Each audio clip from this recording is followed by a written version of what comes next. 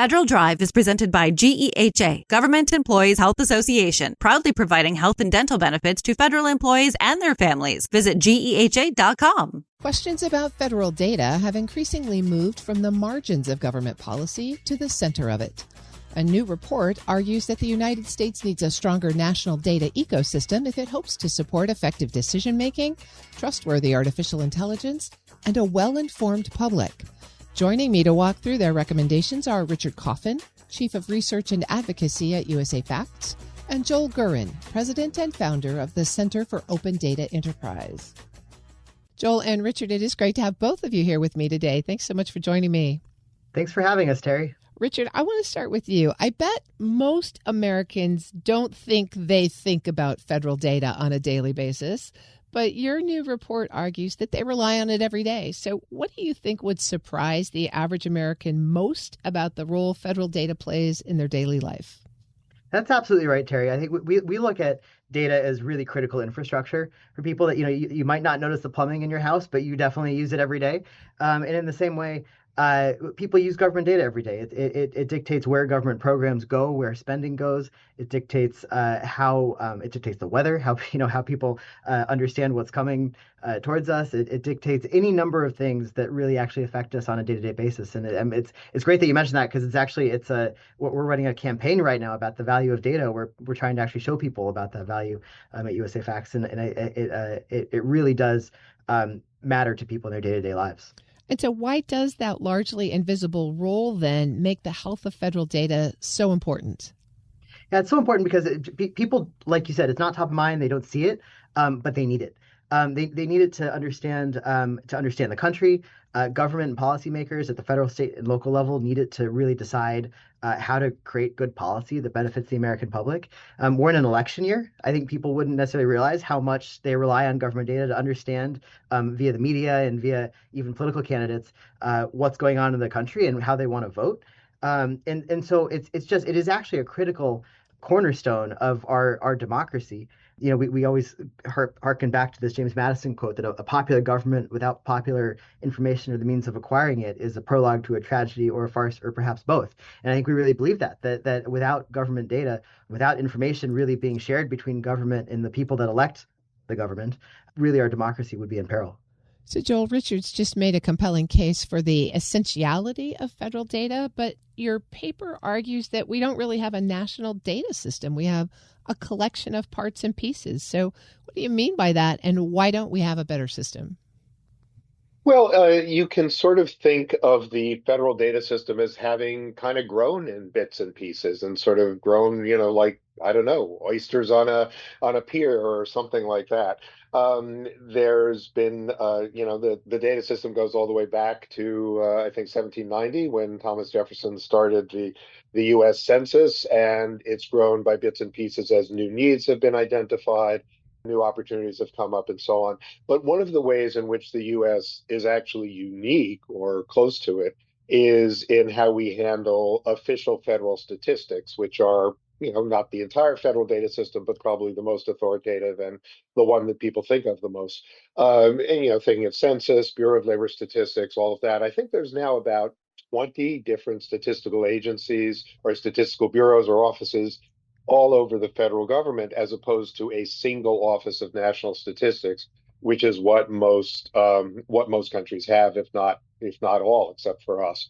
So, we're really seeing, I think, what's a historical kind of artifact, but it's unfortunate because it means that it's possible for there to be duplication of different data collections. It's possible for different agencies to collect data on the same thing in different ways. It sometimes contradicts. And one of the things that we're looking at in this joint project, and by the way, it's been really a pleasure and an honor for us to be able to partner with USAFacts on this. But what USAFacts and Code and everybody we work with on this have looked at is whether part of reimagining the system should be looking at more efficient and effective ways of governing this whole thing in a more coordinated and unified way. So if you follow the oysters on a pier metaphor, what would you propose as a more logical structure in the 21st century? Well, I think the first place to look really is at some of the statistical offices. There have been some proposals around consolidating census and some of the other major statistical offices. Those have been around actually for, I think, a couple of decades. They've had bipartisan support, and I think they were at one point suggested in the president's budget under President Trump. I'm not sure where that proposal stands now, but I think looking at that and taking even just that one thing seriously, that one idea of consolidating three statistical offices into one, would be a very good place to start. And then I think some of the exciting prospects ahead that we worked on in the study and talk about in the paper is the potential to begin to bring in other kinds of sources, like bringing in sources from business in a really kind of thoughtful and regulated way, or looking at how we use academic data as part of the overall data structure. So I think as we go forward, it's number one, asking if we can structure the existing offices, at least some of them, in a more coordinated way, and two, looking at how we look at these less traditional data forms and setting up the infrastructure for those as we go, so that they're working together with federal data and not side by side or even in opposition to it. Richard, Joel's just talked about the complexity of the data environment, what's official and what's outside the federal government, and how to manage all of that. I think there's a tendency to think that AI will solve these data problems, and AI is certainly a theme in your report. But you guys seem to argue that rather than solving the problem, AI is going to expose the weaknesses in our data systems. Talk us through that. It very much could. I think AI is interesting in that it is both something that can help and also is really one of the drivers of the urgency of why we need to be focused on better government data now.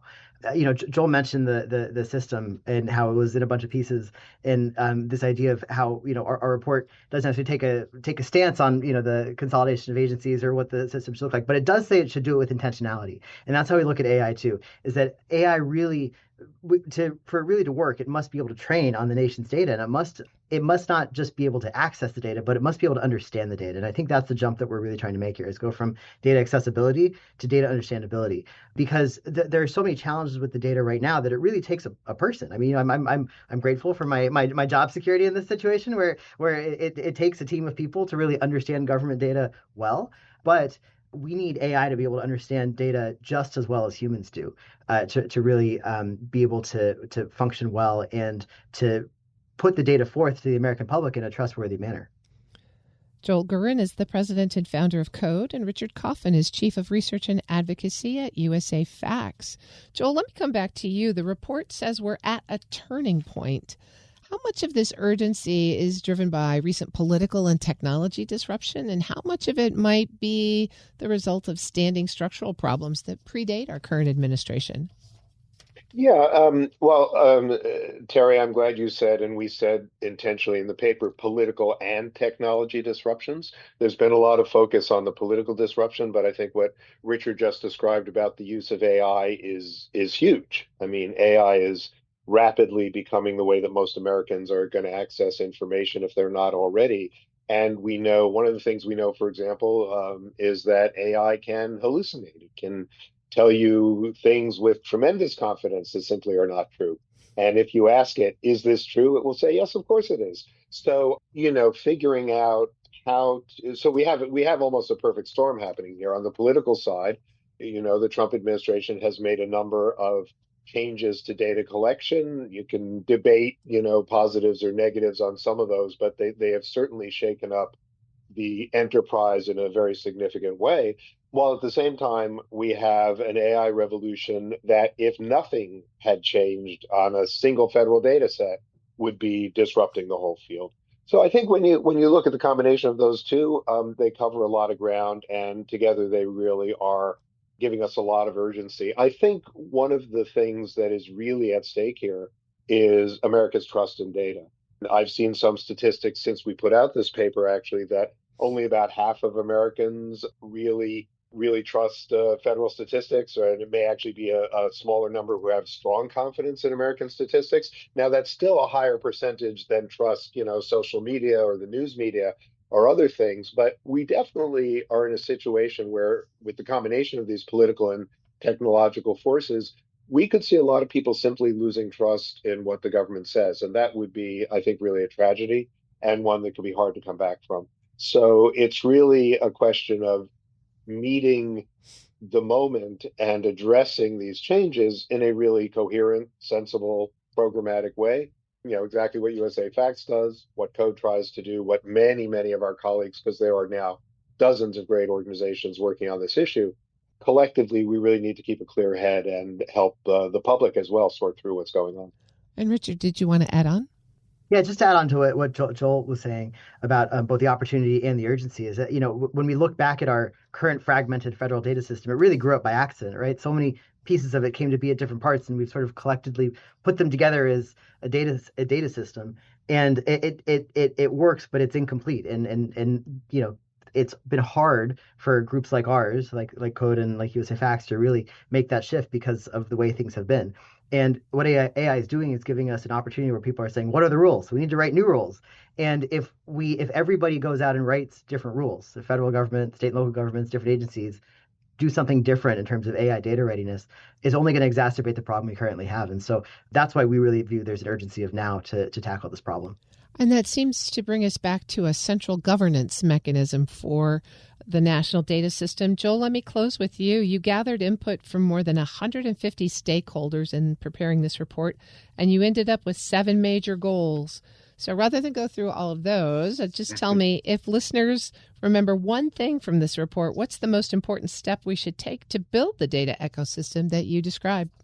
I would say, in my mind, the most important step is to be able to take a big look at big issues. And we've heard this from many of those 150 people who were involved in this project as participants in our roundtables and in other ways, that people who are really close to this issue, who work with the data, they don't want to just see a little bit of incremental change around the edges or incremental remedies around the edges on a system that grew up sort of edge by edge and piece by piece. I think there's a very strong and widely held belief that it's time to take a look at the whole system, to look at how these new forces are really either threatening it or opening new opportunities. So I would say big picture thinking is going to be the most important thing to come out of this in my mind. I've been speaking with Joel Gurin, the president and founder of Code, and Richard Coffin, chief of research and advocacy at USAFacts. Thank you both so much for the time today and for this report. Thank you, Terry. Yeah, thanks for having us. We'll post this interview and a link to their report at federalnewsnetwork.com/Federal Drive. Listen to the Federal Drive on your schedule. Subscribe wherever you get your podcasts.